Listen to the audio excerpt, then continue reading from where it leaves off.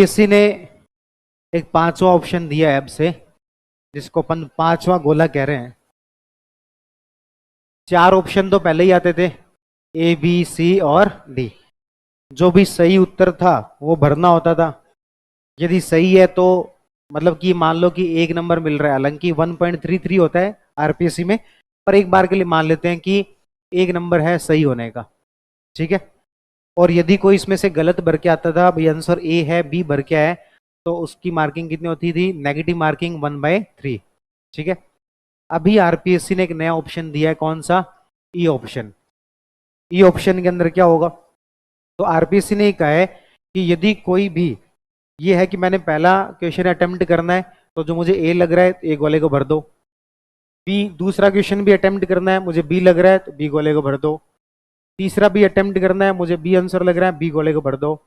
चौथा क्वेश्चन ऐसे है जो मुझे अटेम्प्ट नहीं करना है, तो उसको भी भर के आना पड़ेगा, और वो ई गोला भर के आना पड़ेगा। जो क्वेश्चन अटेम्प्ट नहीं कर रहे हैं, ई का मतलब है कि नॉट अटेम्प्टेड। जो अटेम्प्ट नहीं कर रहे हैं उसको भी क्या करना पड़ेगा? भर के आना पड़ेगा। यदि भूल गए तो -1/3, इसे नेगेटिव मार्किंग मानी जाएगी। क्या मानी जाएगी इसे? नेगेटिव मार्किंग जो मानी जाएगी। तो आपके पेपर में भी हम इस तरीके से देना शुरू करेंगे कि पांचों ऑप्शन भरना होगा, यदि नहीं भर के आए तो उसे क्या माना जाएगा? नेगेटिव मार्किंग माना जाएगा 1/3। उसके बाद आरपीसी ने एक और बात इसके अंदर कही है। टोटल आपके पेपर में आते हैं 150 क्वेश्चंस। कितने क्वेश्चंस आते हैं? 150 क्वेश्चंस। उसमें से मान लेते हैं कि 110 तो आप अटेम्प्ट ही कर रहे हो। अब उसके बाद बचते हैं 40 क्वेश्चन ऐसे जो कि आप अटेम्प्ट नहीं कर रहे हो। इसमें से 150 में से 10% से ज्यादा कोई गोले भर के नहीं आया। मान लेते हैं कि वो 20 क्वेश्चन ऐसे हैं जिसके अंदर ई गोला भर के नहीं आया, तो वो सीधे ही अयोग्य हो जाएगा, उसका पेपर ही चेक नहीं होगा। सीधे ही क्या हो जाएगा? अयोग्य। 150 में से कितने? 10%। 10% का मतलब 15। 15 से ज्यादा क्वेश्चन ऐसे करके आ गया जिसमें कि वो अयोग्य, मतलब कि वो ई गोला भरना भूल गया। जैसे मान लो 2 क्वेश्चन भरना भूल गए, तो आपके 2 क्वेश्चन के हिसाब से नेगेटिव मार्किंग हो जाएगी। 3 क्वेश्चन भरना भूल गए, नेगेटिव मार्किंग। 5 भूल गए, नेगेटिव मार्किंग। 10 भी भूल गए तो नेगेटिव मार्किंग। 12 भी भूल गए तो नेगेटिव मार्किंग। 14 भी भूल गए तो नेगेटिव मार्किंग।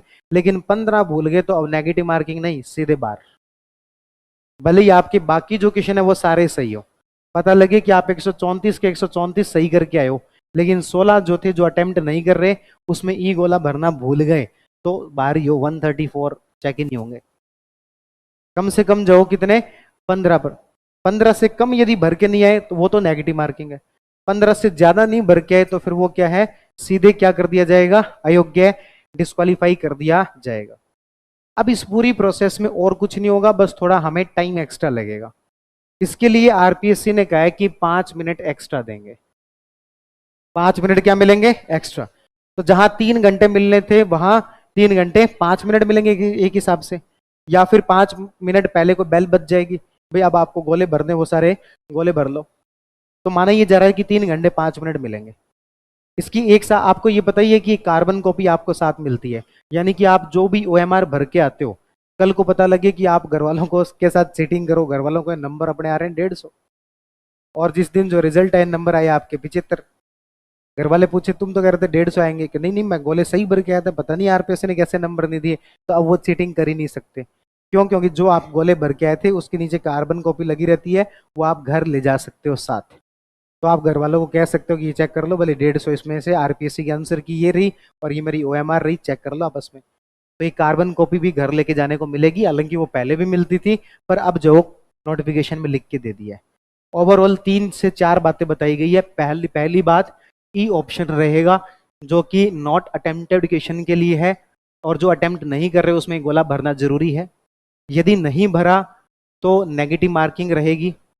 यदि आप 10% से ज्यादा, यानी कि 15 क्वेश्चन से ज्यादा में गोले भरने भूल गए, तो सीधे ही अयोग्य ठहरा दिया जाएगा। और 5 मिनट का इसमें जो वो एक्स्ट्रा टाइम मिलेगा। ये 4 बातें कंक्लूजन के तौर पर है। इसमें आपको यानी कि अब से जो क्या ध्यान रखना होगा, आपके पेपर में हम ऐसा इंप्लीमेंट करना शुरू करेंगे। तो आपको अलग से क्या ध्यान रखना होगा, अब आपको ये अपनी हैबिट में लाना होगा कि जैसे 3 घंटे का पेपर होता है आपकी क्लास में, यदि 2 घंटे का होता है, मान लेते हैं कि 3 घंटे का पेपर होता है, फाइनल पेपर 3 घंटे का होता है जिसमें कि 150 क्वेश्चंस रहते हैं। तो 2 घंटे और 40 मिनट के बाद मैक्सिमम ये टाइम आप लोगे, 2 घंटे और 40 मिनट। इसमें आप अपना जो भी डिसाइड करना है भी कौन सा अटेम्प्ट करना है उसको गोला भर दिया, और कौन सा अटेम्प्ट नहीं करना है उसको एक बार टिक लगा के रख लिया। तो मैक्सिमम 2 घंटे 40 मिनट, 20 मिनट पहले ये प्रोसेस पूरी कर लोगे कि गोला भरना है तो भरो, और एक बार अभी और भी डाउट रखना है तो वो रख लो भले ही, लेकिन जो अटेम्प्ट नहीं करना है उसको गोला भर के छोड़ दो, ताकि लास्ट में हड़बड़ी में ये गोला भरना भूल ना जाए, क्योंकि भूल गए तो वो क्या मानी जाएगी, नेगेटिव मार्किंग मानी जाएगी। 20 मिनट पहले ये काम करके छोड़ लेना चाहिए। फॉर एग्जाम्पल 150 क्वेश्चन है, इसमें से 110 को लेकर हम पूरे श्योर हैं कि हम ये अटेम्प्ट करने जा रहे हैं, उसका तो सही वाला गोला भर ही दो। 20 क्वेश्चन ऐसे हैं जो कि हम पूरी तरीके से श्योर है ये तो अटेम्प्ट नहीं करने हैं, उसका जो ई गोला है वो भर दो। 20 क्वेश्चन ऐसे बचे हैं जो अभी भी आप सोच रहे हो, तो ये जो दोनों प्रोसेस है कम से कम 20 मिनट पहले पूरी कर ही लेनी है। ये 20 क्वेश्चन आप लास्ट में 20 मिनट जो बचते हैं उसमें सोचने हो तो सोच लो, और यदि अटेम्प्ट करने तो करो, नहीं करने तो इनके अंदर भी याद करके क्या करके आना है, ई गोला भर के आना है। बात क्लियर है क्या? तो ये आरपीएससी का एक नया चेंज अभी अभी जो आया है, तो वो आपके अगले से अगले पेपर के अंदर हम जो क्लासरूम में जो पेपर होंगे उसके अंदर भी इंप्लीमेंट करना शुरू कर दें क्या? कर देते हैं, ठीक है। तो अब आरपीएससी का कहना है कि आंसर जो नकल जो होती है उसको एक तरीके से रोकने के लिए, पहले नकल का तरीका था कि सीधे पेपर चोरी होता था, लेकिन अब जो है वो क्या करने लगे, पेपर चोरी में बहुत सारी रिस्क है, इसलिए काम करो ना, जहां पर ओएमआर चेक होती है वहां गड़बड़ करो, जो आपका जो भी कैंडिडेट है वो ओएमआर भर के ही नहीं आए, और जो जहां ओएमआर चेक होती है वहां उसकी ओएमआर भरवा दो, तब तक सबकी आंसर की भी आ रखी होती है। तो ये इस लेवल पर जो नकल होती है उसको रोकने के लिए ये किया गया है।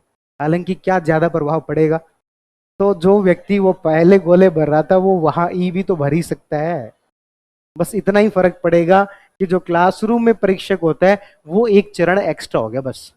तो जो यहां तक की जो है जुगाड़ रख सकता है तो यहां तक का नहीं रखेगा क्या? ठीक है।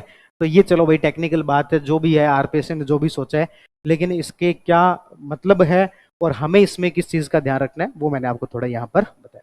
क्लियर है बात?